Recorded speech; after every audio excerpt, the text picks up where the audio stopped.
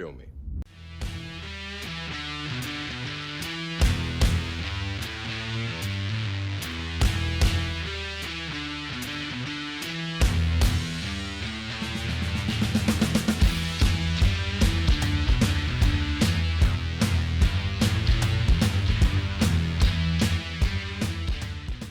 I'm the martial arts film freak, and I watched Silat Warriors, Deed of Death.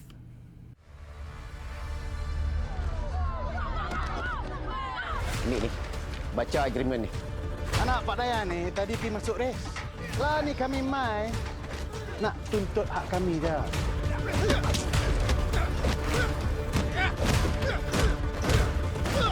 Nama aja hutang, tak kena bayar. Kok mana pun kena bayar.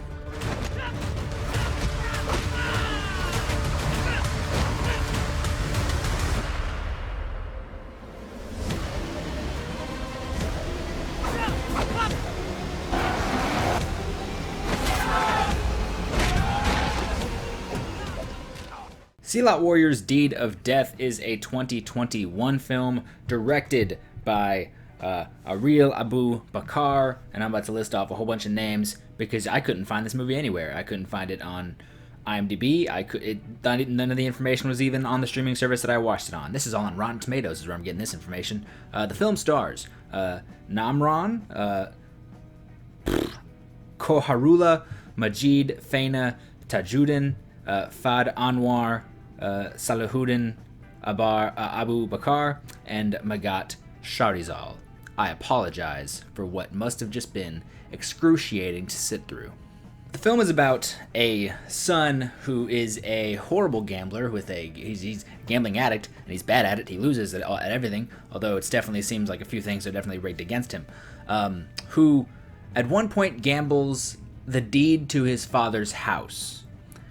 And he loses, of course. He loses. So now this gang, this mob that now owns the deed to his father's house, comes to his father's house. They want the land. It's theirs now. They have the deed, but that's not really how it works. You actually have to go through like courts and stuff. But they are terrorizing this family. They are terrorizing the father, the sister, and the brother. And the brother who has the gambling addiction keeps trying to get out of it, He can't. And then other members of the family have to get involved, and there are fights. Not a lot of them, but there are fights. This movie is shockingly boring.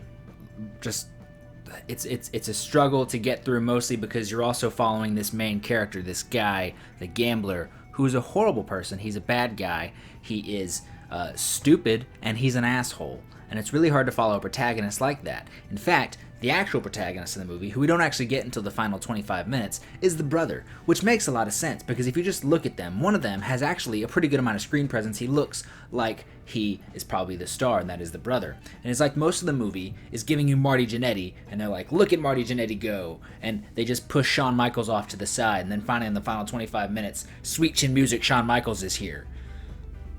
Talk a little bit of wrestling, because this movie was blah. But the main character is an asshole because, like, he's stupid and an asshole because he bits the deed to his father's house, and then when the gangsters go to his father's house and get his family involved, he tells them, I told you not to mess with my family. You bet the deed to your dad's house. They're not gonna mess with your family now? That's... Even his friend asks, like, hey, why would you bet the deed to your dad's house? Great question, friend of the main character. I would like to know this answer as well. And he just tells him to shut up, because that's obviously the question that we all have, because it's the right question. But we don't come back to it. But perhaps the most interesting idea of the movie makes no use of. We find out that the father runs this, like, Pencak Silat club, this training club, that a lot of people in the town are involved in. But we don't get cool characters out of that. We don't get cool fight scenes out of that. It's just there. In fact, we learn that the father, by the end of the film, I'm just going to spoil this because don't watch it. Watch the final 25 minutes. Don't watch this movie. We learn that the father essentially enters this, like, street fighting thing and wins back his deed, which sounds like a way better plot. That sounds like a way more interesting movie, and we didn't see it. That sounds... I'd watch that movie. I'd watch it over this anytime. But like the first fight scene in the movie goes to the sister, and like if we're gonna have all these different characters that can fight, utilize them. Instead we're following this brother in a shitty street race that's not entertaining whatsoever, making bets on fights that we don't care about because none of our main characters are in these fights. It's just dudes fighting, poorly edited, by the way. And we don't care about that, and he loses. And that's the whole point, is he loses the bets every single time, and they're probably stacked against him. But like, just it's boring. There's so many other ideas that this movie could have ran with, and just didn't. One thing that did bug me a lot is the camera quality changed quite often from like pretty professional camera quality to just not good at all. And I don't mind not good at all. I don't. See Contour and Die Fighting. I absolutely love those movies, and they look really bad. Turns out, though, they're amazing. But consistency is a thing. You should have consistency. There will be a fight scene where they've got like 4 different angles. They've got 4 cameras for different angles of the fight scene, and 2 of them are professional looking angles. One of them looks like a camera from about 2009, and the other one looks like it was done on an iPhone 5. It's just jarring. If you're gonna have bad camera quality, then be a movie with bad camera quality. I really don't care. But if you're going to have some shots look really professional and then some shots look not, that's just jarring. You're going to notice when it looks good, and you're going to notice when it doesn't. And when it starts going back and forth between them, the one that looks bad is going to start looking really bad. Pick one, run with it, make your movie with that one. Let's get into the action of this movie, and the action is wholly uninspired. And I've said this about a few movies, but this one really rings true. I like Silat. I like Silat a lot. This movie, the choreography itself is just nothing special, especially since we follow the brother, the gambling brother, through most of this movie, and almost all of his fights, which are very short, and all the fights that he attends, that he bets on, are shot poorly, and the choreography in them is just nothing. It's bland. It's watchable, but it's like the lowest tier of watchable. The editing problem with this one is that like it will take out frames like before impact or as someone's like about to hit the ground or something. It just takes out frames to make something look impactful or look faster. Don't take out frames. Just don't. It looks awful. It doesn't work. I've seen a lot of movies do it, and it almost all the time looks horrendous. But the action does improve within the final 25 minutes when our hero, our actual hero, the brother, actually takes over. Which this is my thing, where you could have had multiple characters. You could have had a Magnificent Seven out of his little school that his father runs. But our hero actually takes charge of the movie. The guy who actually looks like he is far more charismatic than the brother who has the gambling addiction. And he seems to be the one that this movie is actually trying to push. He seems to be the Tony Jaa of this movie. The movie seems to be made for him to look good. And for the most part, he really does. I was actually very impressed with him. The only thing working against him was the editing, the camera. There's times where the editing will zoom in to like just his fists hitting or his knees or something. And I hate that. I don't like it. Imagine if that first big fight scene with Tony Jaa in the bar, not even a fight scene, where he just delivers that one huge round knee to the dude's face, knocks him out one shot. Imagine if instead of just having that wide shot of Tony Jaa hitting that, whenever he starts to connect, the camera zooms in to just the knee hitting the face. That would have ruined it. Would have ruined the whole thing. That is a lot of the fight scenes in this movie, and I just do not like it. But the dude playing the brother, this main character now, he looks good. He is genuinely very, very good. I would like to see him in more things away from this editing style. While the fight choreography does improve, it is still, it's like top tier watchable. It's good. There's just 1,000 times better things out there. And not everything has to be the greatest, but when there is so much great stuff you can watch, you should try. You should try really hard.